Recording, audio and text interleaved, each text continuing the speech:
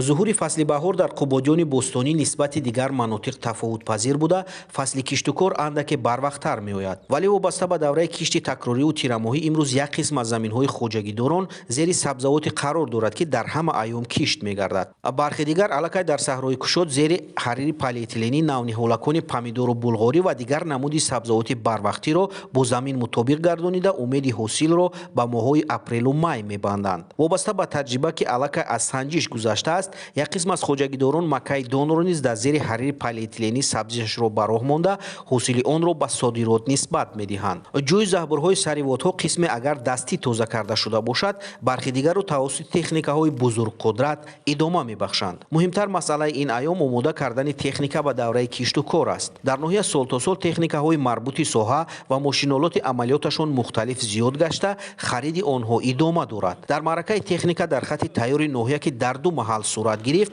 کارشناسان و متخصصان ساحه به بند و بست هر یک ماشین‌آلات مخصوص توجه ظاهر کرده نسبت برطرف کردن بعضی ناقصی‌های تکنیکی مصلحت و دستورهای سودمند دادند. زیاده از 56 تا سیالکا برای آماده کار تیارند.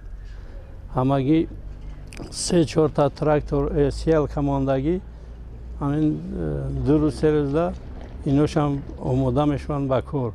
قریب 95% سیالکا به کار آماده. در جماعت دهات تخت سنگی قسم دیگری تکنیکای مربوط ساحه از جامعه‌های 20 سالگی استقلال و تخت سنگین با تعداد خیلی زیاد و آمادگی همه جانبه مورد معاینه تکنیکی قرار گرفت. در اینجا نیز مسئولین به هر یک عملیاتی که حین پوشیدن تخم اجرا می‌گردد دقت مخصوص داده برای عوض کردن قسم‌های احتیاطی توصیه دادند. باید تذکر داد که این موسم در ناحیه قبادیان کشت پنبه‌دانه در دوره 7,500 هکتار پیش بینی می‌شود و به خاطر حاصل دلخواه ریانیدن شدگاری زمین‌ها با صفت بلند انجام گرفته، عامل‌های دیگری اگرتکنیکای زمینداری آغاز گردیده است. امسال در بسیار خواجگی‌های دهقانی و کشاورزان زیاده از 18 تا تراکتور نو وارد کردن در ناحیه. در خواجگی تخم پروری اوستا به قدر لازمه برای خواجگی‌های گرد و اطراف یک چند نمودی تخم بعد خیمی کنونی در ذخیره‌گاه‌ها محفوظ بوده،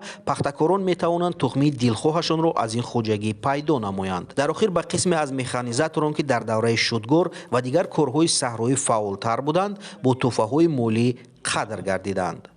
منچری جمعه خان، محمد شریف تیمور، ناحیه قبادیان، جهان‌نما.